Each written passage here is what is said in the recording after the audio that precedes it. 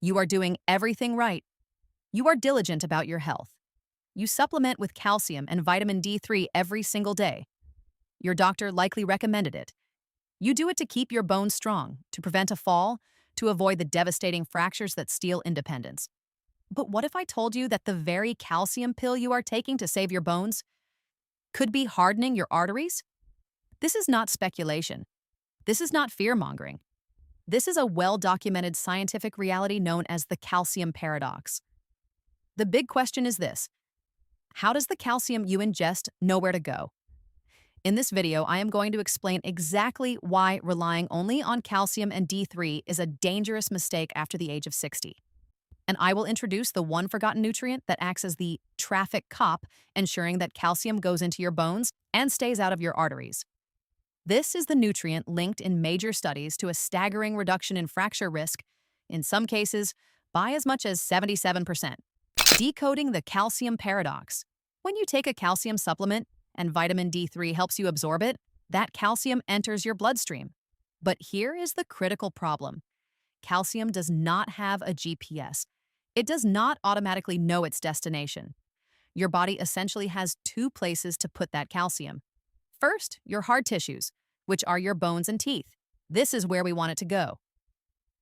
Second, your soft tissues. This means your arteries, your heart valves, your kidneys, and your joints. This is where we absolutely do not want it.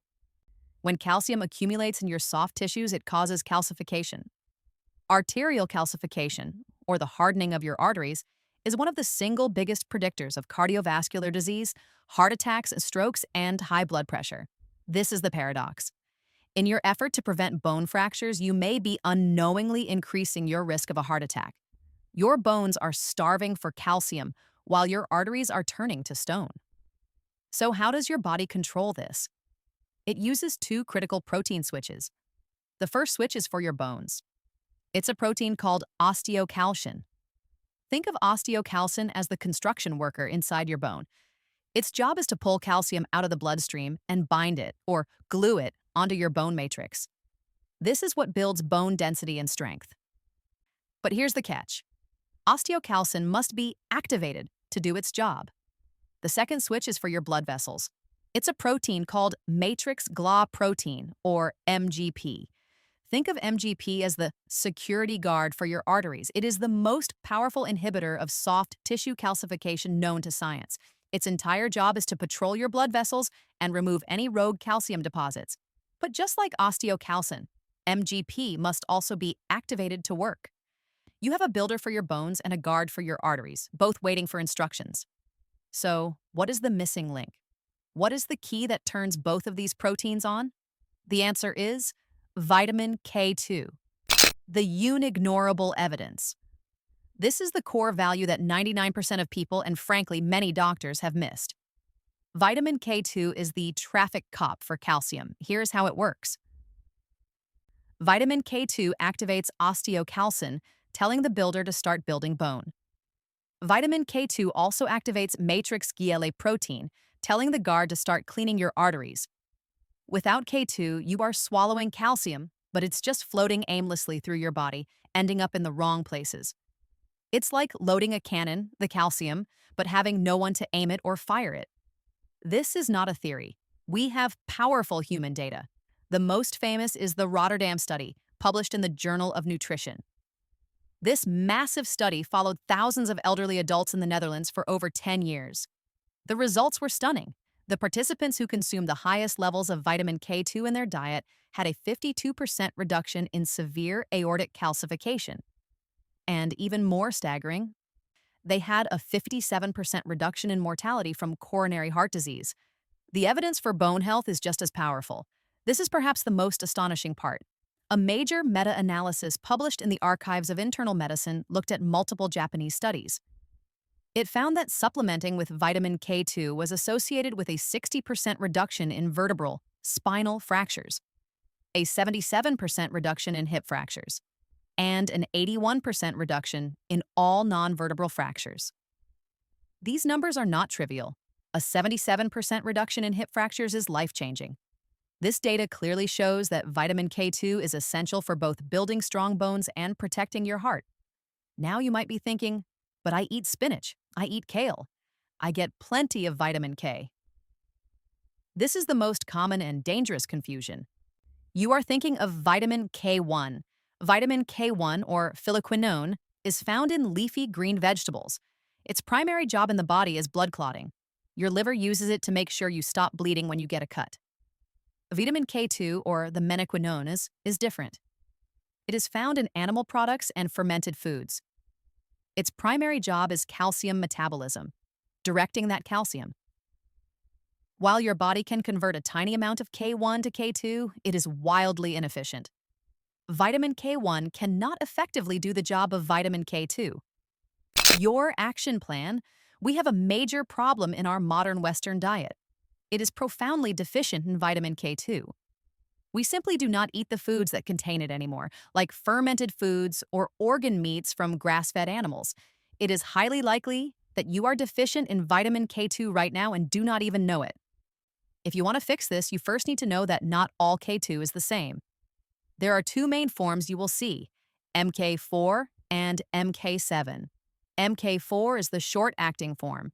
You find it in animal products like grass-fed butter, egg yolks, and liver. It's effective, but it only stays in your blood for a few hours. MK7 is the long-acting form. This is the one found in fermented foods.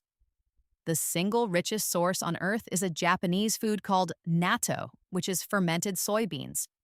It's also found in certain hard cheeses, like Gouda and Brie. The benefit of MK7 is that it stays in your body for over 72 hours, allowing it to work around the clock, protecting your bones and arteries. You should always try to get nutrients from food first. If you can eat natto, it is by far the best source. But for most people in the US and Canada, the taste is very difficult to acquire. You can get smaller amounts from high-quality cheese, but it is very difficult to get a protective dose from the average Western diet. This is why many experts now look to supplementation. Most of the key studies on bone and heart health use a dose of around 180 micrograms. That's micrograms, not milligrams, of vitamin K2 as MK7 per day. Now, I must give you the single most important safety warning of this entire video. If you are taking a blood-thinning medication, specifically warfarin, also known as Coumadin, you must not supplement with vitamin K2 without strict medical supervision. Vitamin K, both K1 and K2, works directly against the action of warfarin and can increase your risk of a blood clot. This is a non-negotiable safety rule. You must speak with your doctor before considering a K2 supplement so they can adjust your medication if necessary. Conclusion and next steps. So, let's bring this all together.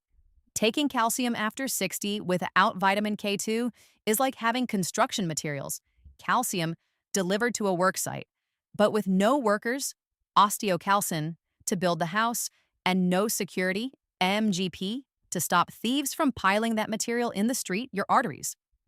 Vitamin K2 is the essential traffic cop that has been missing from the conversation. It is scientifically shown to help reduce arterial calcification and dramatically reduce fracture risk. The solution is not to stop calcium, but to supplement smarter by ensuring the director K2 is present. Now that you understand why K2 is the critical missing link for your calcium, it's vital to know how to pair it correctly with the vitamin D you're likely already taking.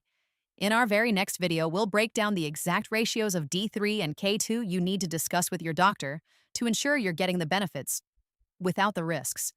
Click the video on your screen to watch that now. Before you go, I want to ask you this. After learning this, do you feel that the mainstream focus on just calcium for bone health has been incomplete or even misplaced? Share your thoughts on what other common health knowledge you've started to question. Please leave your comments below. I read them all. This content is for informational purposes only and does not constitute medical advice. Please consult with your physician before making any changes to your diet or supplement routine.